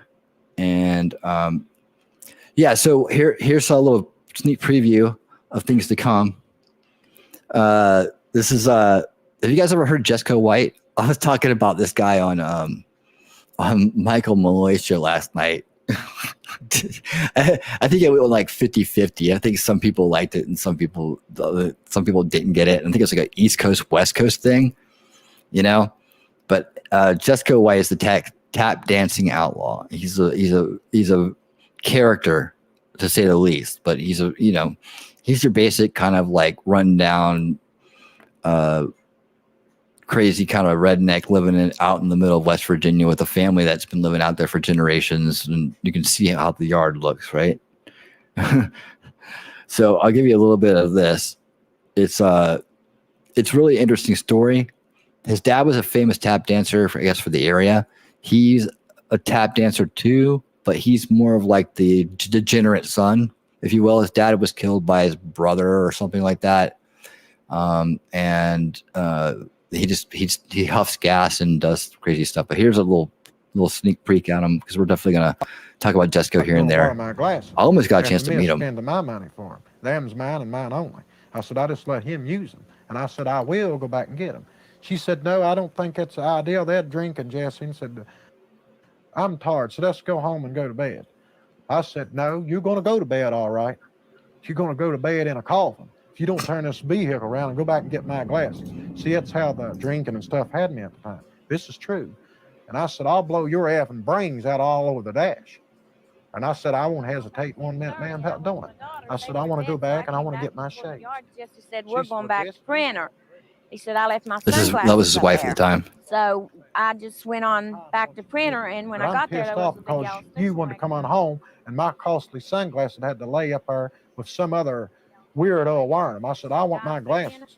All right, we go back. This is all about his sunglasses. They left it someplace. Amy took Mom and them across the hill and said, I'd like for you to be here. Mommy will be back in a little bit. And Dorsey walked I up said, to me with okay. his So I mouth got bleeding back and up. looked like his eye was black, swelled up. I got thinking, my God, boy, what's wrong with you? Now, there's three personalities here. There's Jesse, who's as sweet as can be. I'm doing his wife here, describing it. There's Jesco, who's the devil himself, and there's Elvis. This is Elvis. That's when we come back to get my sunglasses. He said, well, I was out Pawnee's camper. That's the time when Mamie asked me to come out, and we wouldn't. We went on home. He said, well, I was out in Pawnee's camper out there drinking and talking and stuff, partying, and said, when I come out of Pawnee's camper, said Billy Hastings and Steve Rose started working me over like they was on acid. And about 5 minutes later, this guy knocked on the porch and hollered for Dorsey. And Dorsey didn't hear him, so Dad did. And Dad went out there and said, boys, go on out of the holler. And he said, Steve, I told you, get on out of the holler. So if you don't, I'm going to walk right down here to Henry's and call the state Right, Natural police Kitty? on you. I know. And he shoved But the Daddy. whole family's like So this. Donald Ray, I'm this trying to ain't get to the part where they do between, me and you, Jessica and Norma. weekend But this is gathering. between me Wait till you and see what they Dorsey. do. It's hilarious. And I got to thinking, well, it's between me and you, and now you shoved my father on his own Not what you property. think poor people would do. Jesse ran out there and he saw him shove Dad, and Jesco beat This is him about up how his there dad right got on the shot. ground. And it hurt me so bad to see him shove my father in that kind of shape. And I just went crazy as a bat, jumped on him and started to beat him down in the ground. You know, a fight with him because I was angry and hurt by him shoving my father. Jesco beat him up there right on the ground, and he got up. He says, well, man, you whooped me. You let me up now. Well, we thought the fight was over and everything. And me and Daddy and Dorsey got ready to turn around to walk back in the trailer. Steve gave out a holler, said, get me now, you motherfuckers, effers. And that's true. Said, get me now, you motherfuckers. And shot 3 times. The first shot got my father. Second shot got my brother. And I guess a glance off the trailer, third shot got hit because most shots hit the trailer. And one buckshot got me in the neck. And I said, oh my God, I'm shot. Really, seriously.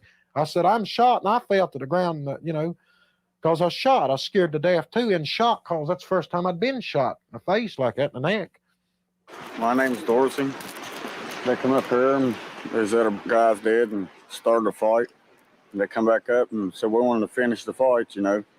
My older brother, he come back out, was fighting a dude and done whooped him. He said, I've had enough. And he headed out of the holler, like he said in the holler, and they grabbed a shotgun right there, turned around and shot my dad and my other brother. And I took off running toward the trailer, and he shot me right over again the trailer door. Good times in West Virginia. I kind of glanced around like this right here and then looked back. Natural Kitty, you should see like all the Elvis memorabilia he has. He must have like $1 million worth of stuff. It's crazy. Like, maybe not. Maybe it's like oh God, $1,000 worth of face, stuff. man. I can't see nothing, man. Oh God. Like The whole room is like hollering this, for not just Daddy. that one lamp. He said, where you at, Deezy? Like that, running up, said, help find Daddy. Where's Daddy at? He couldn't see out of his eye because it shot out. And I was laying on the ground. It shot like this, a choking on my own blood. But you were where I found my husband laying here in the road. And I picked him up. That was and his- my that's arms his went dad up in right his there. back before his whole back was shot out. Then I looked over and I seen Jesco laying there bleeding. Then I looked over and seen Dorsey, bleeding, all 3 of them laying here in the road. And that's the last thing I remember. The laws got here and they took me in the house. And I ran in the house and got blankets and covered them up. God, can you imagine And that the deputy scene? sheriff came to investigate this shooting that went down. Said, Jesco, daggone you. Said, don't you die on me. I felt like I was really dying because I was really in shock and choking too on my blood. He said, daggone, don't you die on me, Jesco. That deputy did. And I was in the hospital for about 2 or 3 weeks. They didn't want to let me come out there to see my They dad. call her the miracle mother. Anyway, you know, and she can tell you about how long the guy got out of it. He already got life and he didn't get nothing at all. He got 5 to 15 years I'm doing this stuff to my family. And they say he's getting out next month. If he gets out again, we're looking for some more trouble. Yeah, the whole family's crazy.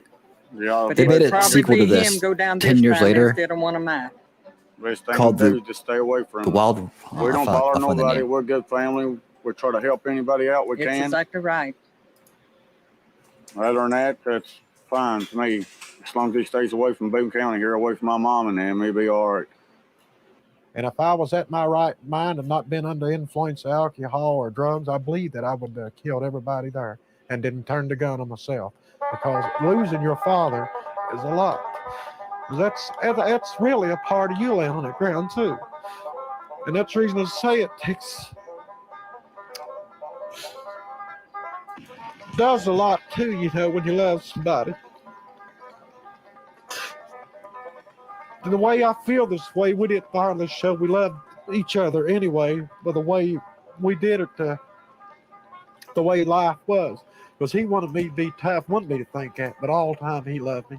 The names he called me, the bastards, the little old son of bitches, he didn't mean that. Yes, I am, He really Sheeple loved Hunter. me. He was just mad at me. I know that. And I never did hold it against him, but I held it against him for making a difference in the boys. Why was I always had to be the black sheep in the family? And that's really true.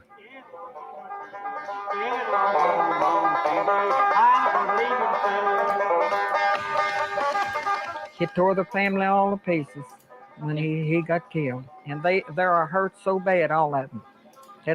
They're really wild after he left them. I don't know, they seem like they don't want to live themselves. They just want to get out and go and go and go. Oh wait, I gotta watch the copyright on this one. Here you go. Here's the big part I was talking about. Look at this. They're playing Freebird. This is the part that's copyrighted. Like you get in trouble. So just imagine Freebird right here. Look at this. The whole family's there. That's what they do. They chill and they drink beer. Biggest one, and here I'm on some balls. Pontosa White, Jessica's brother. It's his brother, sister. So look at this. They just do donuts in their yard, tear up the grass. And they're really showing off with the camera, I think. And she's got the truck. So they're just having a good old time. I'm sure they're all perfectly sober. Oh, look at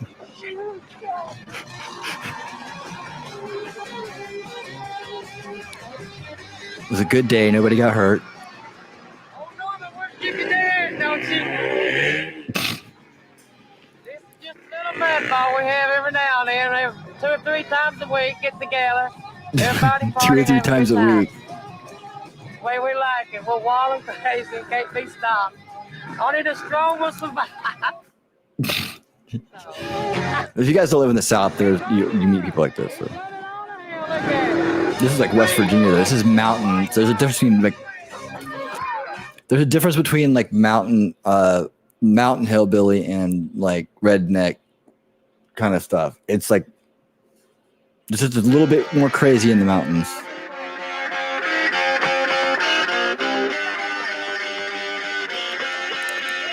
Yeah, there you go. That's what you're doing 3 times a week.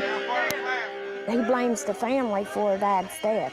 They've been here one time, got furiously mad Elvis at him shirt. and told him to leave. I bet she They got that for wasn't welcome Christmas. in his home no more because they didn't even come to our wedding. No, it's not my I just don't hometown. like to be around them, period. Nope. Because what happened in the I'm past, from the beach, man. and every time I think about the past, it comes back up in the future. I'm messing up with my good life, and I'm on the edge of something good now, and I like to keep it that way. My daddy left me something to keep me free. This is Jessica White, the tap dancing outlaw. That's pretty Drums. damn good, ain't it? I'm the last mountain dancer around these parts. Last mountain And Lord dancer. knows I've had a hard time of trying to get where I'm at now, and I just hope this is the big one for me. No. I hope and pray. Appalachia. I Yep. want to dedicate this first song and dance. I mean, this first. Yeah, the guitar new playing one. and We'll watch the dance new to my one. We'll have to watch the new one Don Ray now. White. The name of it's called The Wildwood Flare. Take it home, Waddy. He's got a real authentic voice. He probably could have been a country singer. Honestly. He's got an Elvis jacket on.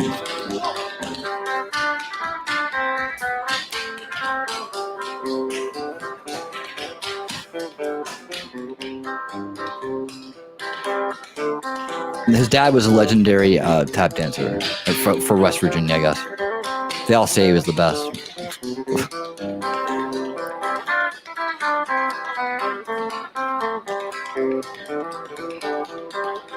Look at that. He's barely moving. He's got all that tapping going on.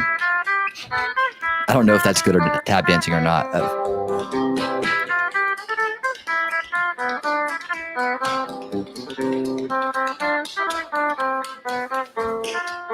Oh, that's awesome, dude.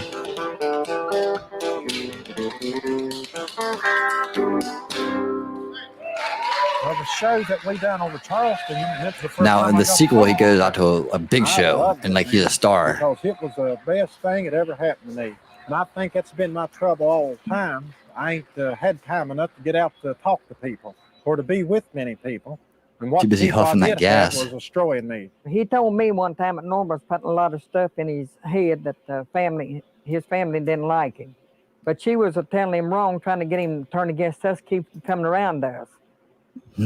Jesco we isn't getting stable. along just fine, and they would bring a real pretty girl around that he had knew a long time ago, and then she would say, "You don't have to stay here with her. She's too old. You should have a family." He loves that woman. For some reason, I don't know why, but he The does. mattress right next to I've the. never in my We'll just life pull the had mattress down here and had lay it next to done. the stream.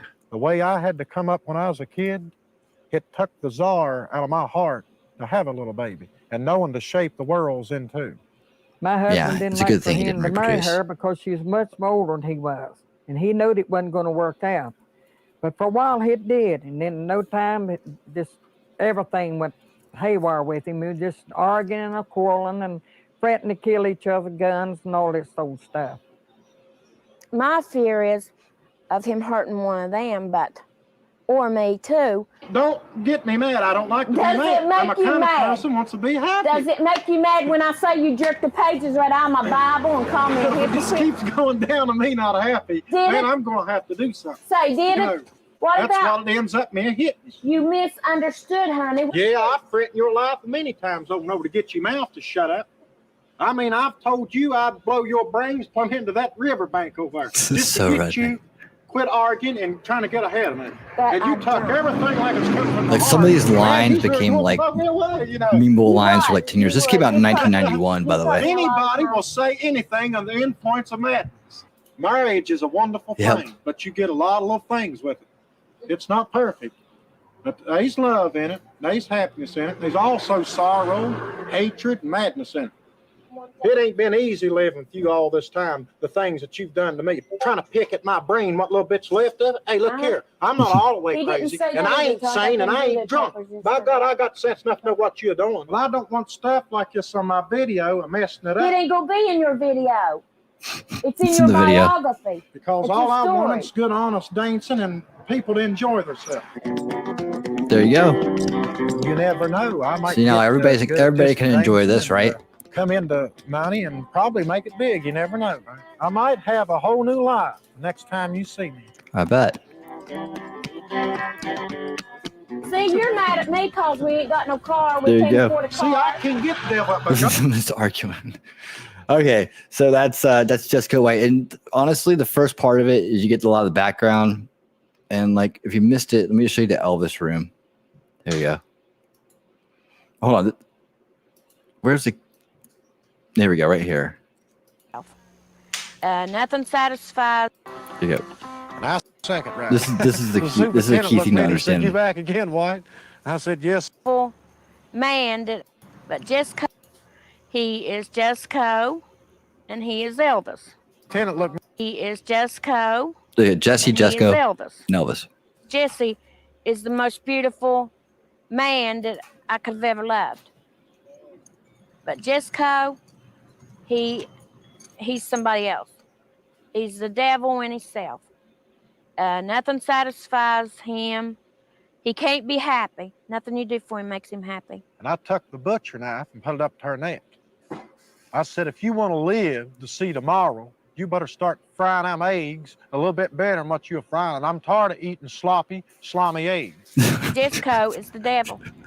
At first, you He's the think it's devil in something major, himself. and then it's like the eggs. He's the person that he And she reminds me of the when lady from he is Poltergeist. in his mood, he feels no pain. He doesn't care about anybody. Because that's the three of them. And then there's Out Elvis, like this right? at me and her body. Here we go. This room. This is my Elvis room, and these rugs here, I got one from my sister's little boy and one I've always had. Two rugs, the same rugs next to each other.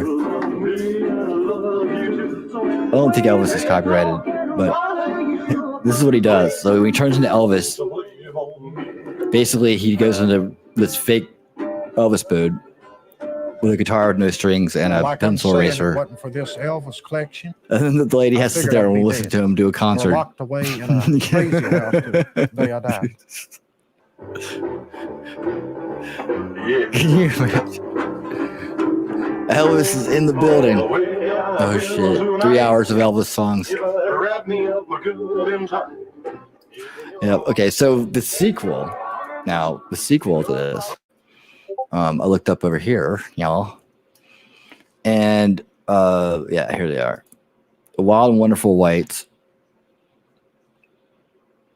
and this is like catching up with them in 2009, so 8 years later, and seeing what's going on with them, right? So you can see Jesco, things have changed. Let's see what this looks like. So, oh wait, there's a trailer. Hold on, let's watch the trailer. Stop.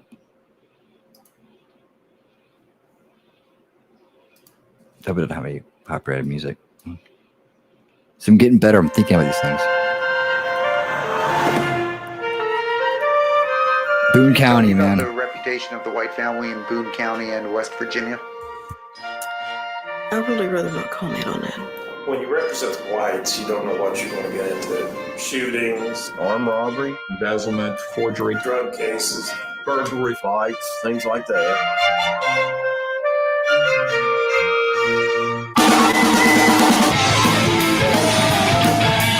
I've enjoyed killing people. Cut them up, shoot them. I can't stop killing. That type of symbol, Jeff, claiming a dead mine shaft up in a garbage bag. I got 3 mine shafts at this house. Well, I used to be blowing in the back. I used to try a little coke here and there. I smoked a little crack. Right here, listen. You want to hear the Boone County mating call? Very good, buddy.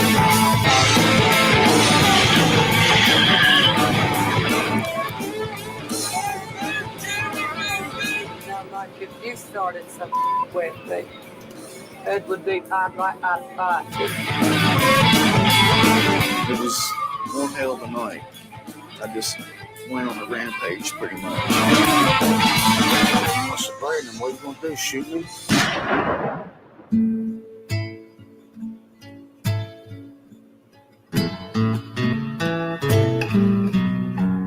It's just strange how everything had happened in our family.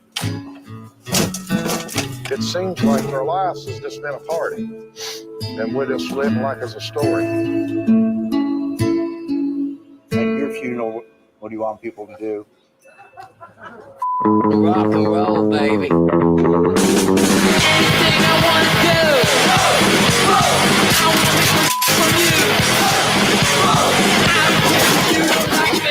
Even though they might be the most hated family, well, they're probably the most free.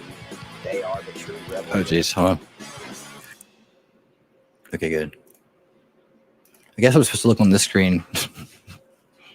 There you go. So, if you guys want to watch it, we can do this on a weekend. We can watch this.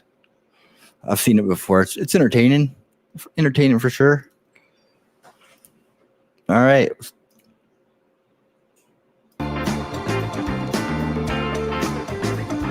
We got some time to talk. I'm heading out. Oh, it's right at 2 hours.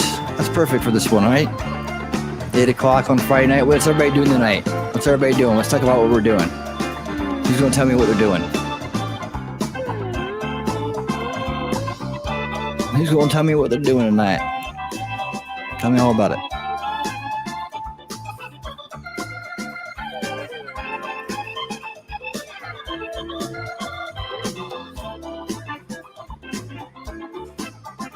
that's really the redneck kind of town, small town redneck kind of stuff. That's not too out of the ordinary. They're just a very exceptionally crazy, funny family. But yeah, those are redneck parties and hanging out outside, fires and canned beer. Just a lot of woods. If you listen to Thomas Sowell talks about like the history of the redneck and like where it came from. It's really interesting. Actually comes from Ireland, believe it or not. So it's funny someone said he would do well in Ireland. All right, cool.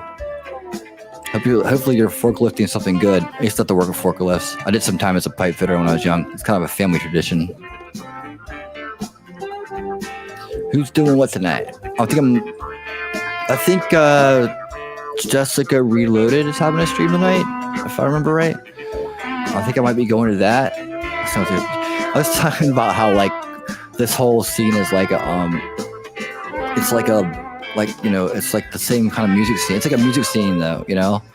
It's like we got the crowd, we got the bands, we got the shows. It's like it's all there. It's just changed from that to streaming and streamer and chat, which is awesome. I can relate. So it's all about having a good time, right? Having a party. Bring the party. You're a good band. You bring the party, man. But we're our own crowd, right?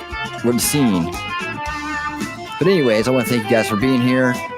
I know you probably want to get on with your evenings, and hopefully I see you guys around and around. But please join the Discord. Did I put the Discord link out? Let me put the Discord link out real quick.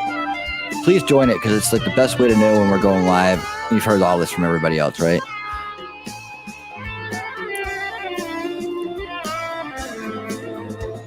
This is my okay. All right, hold on. Sorry, I'm coming back around. There we go. Okay. And can I do this? There we go. Okay, here we go. Ding. I usually do that beforehand. Yeah, thank you guys too. Thanks for coming tonight. Appreciate it. And I will see you around town tonight. We're gonna do another stream tomorrow or Sunday, or maybe both days. We might do both days. We'll see. If I can get a guest, we'll do both days. If not, maybe we'll do Sunday. Seems to be a better day to do it. I don't know. Playing it by ear. Cool Frogs return Saturday night, and tonight I think Jessica Reloaded and Rackets maybe. I don't know. Anyways, everybody have a great one. Thanks for being here. Much love, much love, much love. Keep winning. One thing that's for sure. Let's see one more you got. So don't you cry no more. Higher, higher, higher. How high can you go? Ride me out the sun, ride me out some more. Higher, higher, higher. How high can you go? Ride me out the sun, ride me out some more. Higher, higher, higher. How high can you go? Ride me out the sun, ride me out some more. Higher, higher, higher. How high can you go? Ride me out the sun.